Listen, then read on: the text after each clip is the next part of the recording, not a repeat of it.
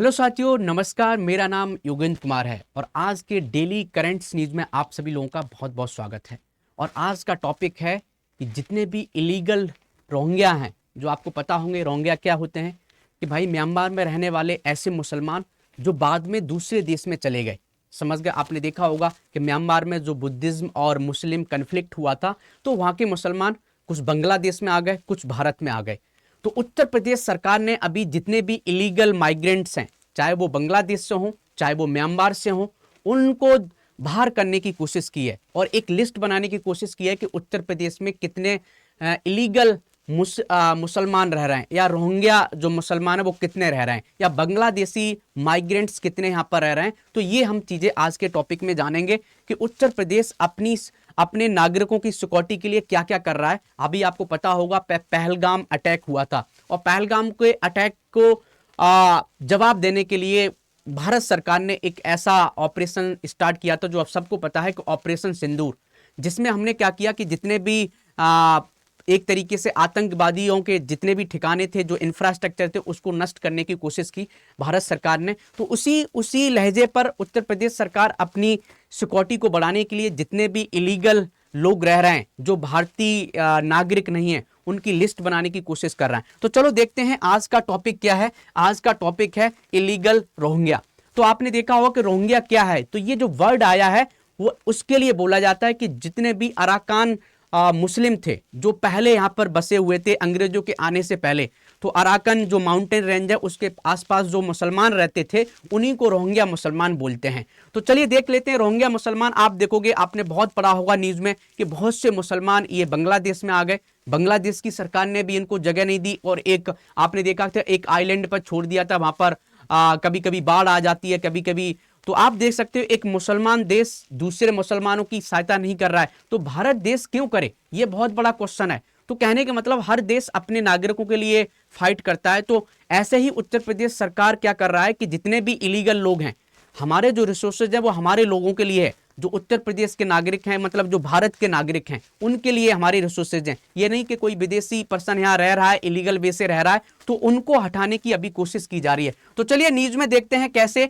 आप चाहते हो कि हमारी क्लासेस के बारे में पीपीटी कहाँ मिलेगी, तो ये हमारा टेलीग्राम ग्रुप है योगेंद्रा सर यूपीपीसीएस एंड यूपीएससी, आप इसको ज्वाइन कर लीजिए। ये हमारा इंस्टाग्राम प्रोफाइल है योगेंद्रा राठौर 2012, आप इसको ज्वाइन कर सकते हैं। और मैं 2021 में एक्साइज इंस्पेक्टर भी सेलेक्टेड हूँ यूपीपीसीएस में। ये भी आप मेरा इंटरव्यू देख सकते हैं, यूट्यूब पर पड़ा होगा, तो मेरे बारे में और अच्छे से आप जान सकते हैं। ये मेरा लिंक्डइन प्रोफाइल है योगेंद्रा कुमार IIT BHU, आप सर्च करेंगे तो आपको मैं लिंक्डइन पर भी मिल जाऊंगा। ठीक है, तो चलिए देखते हैं। ये न्यूज में निकला है कि UP steps up Hunt for illegal Rohingya.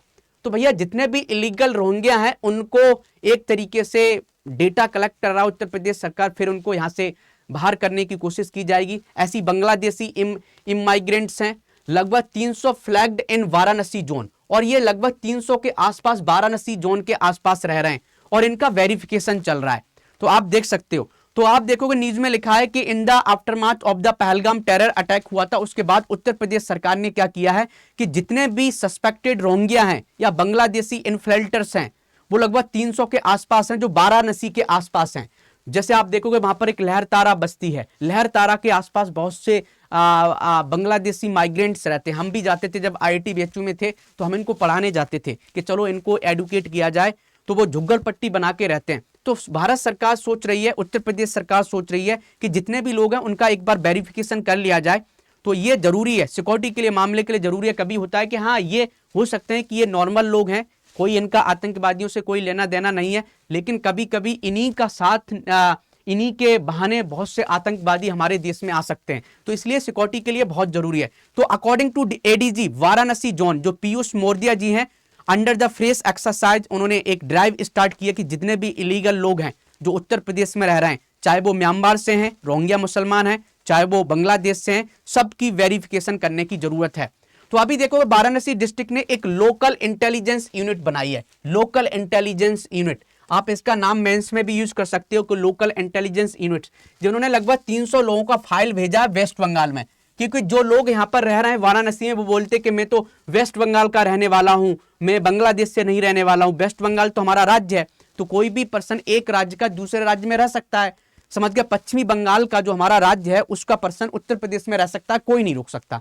तो कभी कभी क्या करते हैं कि ये जो माइग्रेंट्स हैं जो दूसरे दूसरे देश के हैं, चाहे वो बांग्लादेश के हैं चाहे वो म्यांमार के हैं, इलीगल वे से आते हैं और अपने आप को वेस्ट बंगाल का बताते हैं। तो हमारे जो एक तरीके से जो हमारे एडीजी हैं उन्होंने क्या बोला है कि इन्होंने 300 लोगों का वेरिफिकेशन भेजा है वेस्ट बंगाल की सरकार को, बताओ ये लोग सच में आपके यहाँ के हैं या बाहर के हैं। तो ये एक तरीके से प्रूव करेगा कि ये लोग लीगल हैं या इलीगल हैं। तो वेस्ट बंगाल अथॉरिटी को उन्होंने वेरीफाई करने के लिए क्रेडेंशियल्स भेजे हैं। समझ गए, लोगों ने बोला है कि हम कहाँ के रहने वाले हैं। बहुत से लोगों ने बोला है कि मुर्शिदाबाद, जो आप समझ सकते हो पश्चिमी बंगाल में एक जगह है, वहां के रहने वाले हैं। तो लोकल इंटेलिजेंस जो यूनिट है वो उस पर काम कर रही है कि कौन कहां से रहने वाला है। ऐसे ही आप देखोगे कि ये जो एक्सरसाइज है, this is the third major exercise. ऐसी जो एक्सरसाइज हो रही है कि जो इलीगल लोग उत्तर प्रदेश में कितने रहते हैं, ये तीसरी थर्ड मेजर एक्सरसाइज है। समझ गए, इससे पहले आप देखोगे कि आइडेंटिफाई इलीगल माइग्रेंट्स जो थे 25 साल पहले किया गया था, 2023 में भी किया गया था, 2003 में भी किया गया था, ये आपको पता होना चाहिए। 2003 में जब किया गया था लार्ज स्केल ड्राइव की गई थी, जिसमें वाराणसी के आसपास जितने भी डिस्ट्रिक्ट हैं, चंदौली, गाजीपुर, जौनपुर, वहां पर भी लगभग 16,500 लोग जो थे जो डाउटफुल क्रेडेंशियल थे, मतलब डिटेक्ट किए गए थे कि हो सकता है कि ये दूसरे देश के हों। तो ये भी हमारी सिक्योरिटी के लिए बहुत ज्यादा कंसर्न है।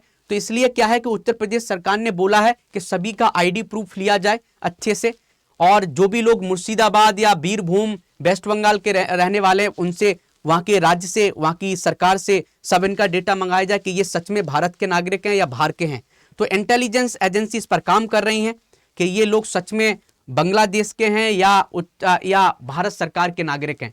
तो ये उत्तर प्रदेश सरकार ने एक अच्छा इनिशिएटिव लिया है। बेशक इनको बाहर ना निकाले, लेकिन उनका डेटा तो पता होना चाहिए ना। एक डेटा कलेक्ट करने की जरूरत है कि कभी कोई, मान लीजिए कोई ऐसा काम होता है जो आतंकवादी गतिविधियां होती हैं, तो उसके लिए पता होना चाहिए कि किस पर्सन ने किया है। ना तो हमारे पास डेटा ही नहीं होगा, पता ही नहीं चलेगा किसने काम किया है किसने नहीं किया है। तो इसलिए डेटा बहुत जरूरी है कि उत्तर प्रदेश में कौन लोग रह रहे हैं, कितने लोग बाहर के लोग हैं, कितने लोग इलीगल लोग हैं, कितने लोग बांग्लादेश के रहने वाले, कितने लोग म्यांमार के रहने वाले लोग हैं, कितने लोग रोहिंग्या मुसलमान हैं। ये सब डेटा सरकार के पास होना चाहिए और मुझे लगता है ये बहुत अच्छा एक इनिशिएटिव है।